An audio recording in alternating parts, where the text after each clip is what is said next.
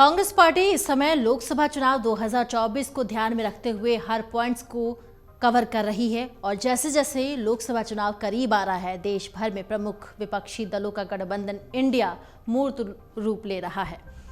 एक और जहां देश भर में प्रमुख विपक्षी दलों का गठबंधन इंडिया मूर्त रूप ले रहा है, तो लेकिन दूसरी तरफ पीएम कैंडिडेट कौन होगा, ये भी सबसे बड़ा सवाल दिख रहा है।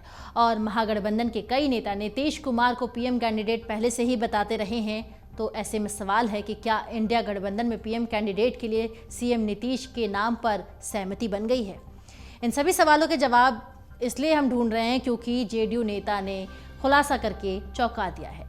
सीट शेयरिंग पर आखिर क्या सहमति बनी है, वो भी जान लेते हैं। दरअसल इंडिया गठबंधन अब सीटों के बंटवारे के स्तर पर बातचीत भी शुरू कर चुका है और इस बातचीत में सबसे ज्यादा दिक्कतें यूपी में आने वाली हैं, जहां पर सपा कांग्रेस को 5 से 7 सीटें देने के मूड में है। और अगर ऐसा हुआ तो प्रदेश में ये गठबंधन टूट सकता है और कांग्रेस अकेले ही चुनावों में जा सकती है। अखिलेश यादव ने बीते दिनों बयान दिया था कि उनकी पार्टी इंडिया अलायंस से सीटें मांगेगी नहीं बल्कि उसे देगी। उनके इस बयान को कांग्रेस के साथ हो रही सीट शेयरिंग से जोड़कर भी देखा जा रहा है। यूपी कांग्रेस अध्यक्ष अजय राय के घोसी और बागेश्वर सीटों को चुनाव परिणाम को लेकर दिए गए बयान के बाद राज्य स्तर पर दोनों पार्टियों के बीच में एक तल्खी दिखाई पड़ रही है और कांग्रेस की टॉप लीडरशिप इस मामले में बिल्कुल खामोश है। आपको बता दें कि 2019 में कांग्रेस ने जिन सीटों पर 112 सीटों पर कम अंतर से हारी थी और उस पर विशेष फोकस भी कर रही है और इनमें से 56 सीटें एसटी और एससी के लिए आरक्षित सीटें हैं। आंकड़ों पर गौर करेंगे तो 2019 में देश भर के 262 लोकसभा सीटों पर कांग्रेस उम्मीदवारों को जीत मिली थी या फिर पार्टी रनर अप रही थी और इन 262 सीटों पर कांग्रेस पहली या दूसरी जगह पर रही। इनमें से 121 सीटों पर कांग्रेस उम्मीदवार काफी कम अंतर से चुनाव हारे और कांग्रेस पार्टी की ओर से अब इन सीटों को ध्यान में रखते हुए विशेष योजना भी बनाई जा रही है। इनमें से 56 आरक्षित संसदीय क्षेत्रों को भी चिन्हित किए गए हैं और अनुसूचित जाति अनुसूचित जनजाति के लिए आरक्षित इन सीटों पर ध्यान केंद्रित करने के लिए लीडरशिप डेवलपमेंट मिशन यानी नेतृत्व विकास मिशन की कार्ययोजना तैयार की गई है। कांग्रेस की ओर से एसटी एससी के लिए जिन 56 सीटों को चिन्हित किया गया है उनमें से बिहार और झारखंड की 2-2 सीटें शामिल हैं। इन सीटों के लिए कांग्रेस की ओर से लीडरशिप डेवलपमेंट मिशन के युवा नेताओं को बड़ी जिम्मेदारी भी सौंपी गई है। नेतृत्व विकास मिशन के तहत पार्टी के युवा नेताओं के लिए विशेष प्रशिक्षण कार्यक्रम भी चलाए जाएंगे। छात्र और युवा संगठन से गुजर करके मुख्य संगठन में आए कांग्रेस नेताओं को आगामी लोकसभा चुनाव को लेकर विशेष प्रशिक्षण देने के साथ बड़ी जिम्मेदारी सौंपने की योजना है। और जिन 56 सीटों को कांग्रेस पार्टी की ओर से चिन्हित किया गया है उन संसदीय क्षेत्रों में पार्टी के युवाओं को अभी से ही कई तरह के कार्यक्रम आयोजित करने की जिम्मेदारी दे दी गई है।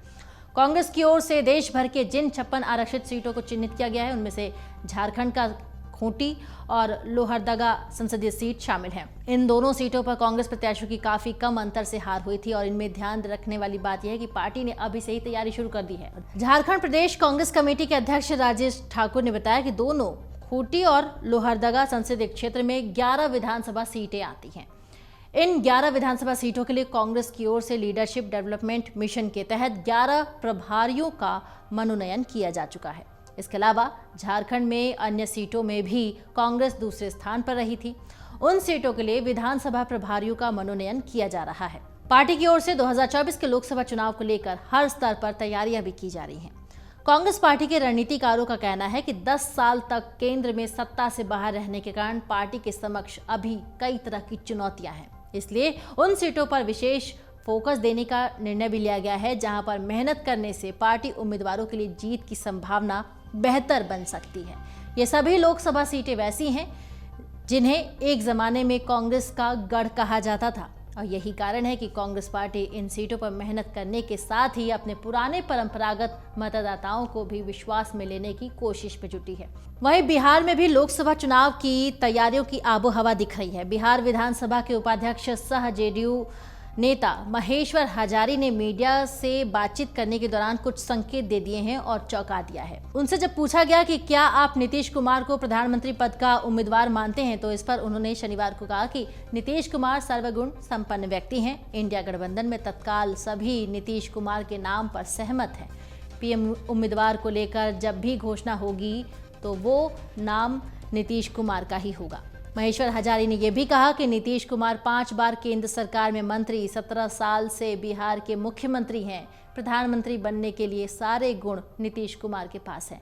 देश में समाजवादी विचारधारा के जितने भी लोग हैं देश में हैं, वो सभी चाहते हैं कि नीतीश कुमार पीएम उम्मीदवार बने। वहीं महेश्वर हजारी के इस बयान ने बिहार की सियासत में सरगर्मियां भी तेज कर दी हैं। 2024 के लोकसभा चुनाव में भाजपा को मात देने के लिए बना जो इंडिया गठबंधन है, उनकी एकजुटता के सामने परीक्षा की एक और घड़ी आ चुकी है और 5 राज्यों में होने जा रहे विधानसभा चुनावों में घटक दलों के बीच सीट वितरण फॉर्मूले में पेंच फंस सकता है। इसकी वजह है कि सपा राष्ट्रीय पार्टी का दर्जा पाने के लिए कई राज्यों में जमीन तलाश रही है। ऐसे में कांग्रेस से फिलहाल उसे सहयोग करने की कोई गुंजाइश न के बराबर दिख रही है। अगर ऐसा रहा तो इंडिया गठबंधन की एकता उलझती हुई दिख पड़ रही है। अमर उजाला अब आपके टीवी पर भी। अपने स्मार्ट टीवी पर YouTube पर सर्च करें अमर उजाला, चैनल सब्सक्राइब करें और देखें ताजा खबरें, वो भी HD क्वालिटी में। और हाँ, बेल आइकन दबाना ना भूलें ताकि हर खबर हो आपके घर। अमर उजाला, निष्पक्ष, निर्भीक, निरंतर।